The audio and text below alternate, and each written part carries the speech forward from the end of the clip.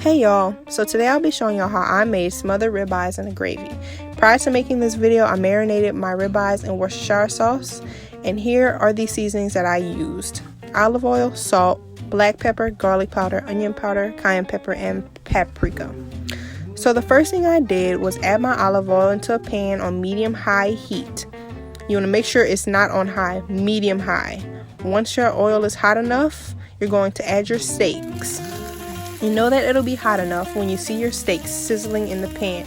Mine was too hot because it was popping everywhere. Next thing you want to do is make sure that all your meat is covered on the bottom of your pot. Once your meat is seared on one side, you're going to flip all of the meat over and let it sear on the other side. You know that that'll be done once it is completely brown and maybe crisp on some sides. Again, you want to make sure all your meat is covered on the bottom of the pot. Here is where I added my seasonings.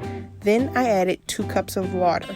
You want to make sure that if 2 cups is not enough, make sure all of the meat is submerged in water. You can add more or less, it's okay. The next thing I added was my Guidry's Creole seasoning, which is garlic, onion, and bell pepper. Next, once it got to a boil, I cover my pot and I set my timer for 30 minutes. It could go longer or less depending on how fast it takes the water to boil out. It took about 30 minutes and my water boiled out mostly, where all I had left was a thick gravy. And then I flipped my meat over so that all sides could be covered in the gravy. And here was my final product. I did it with mashed potatoes and broccoli.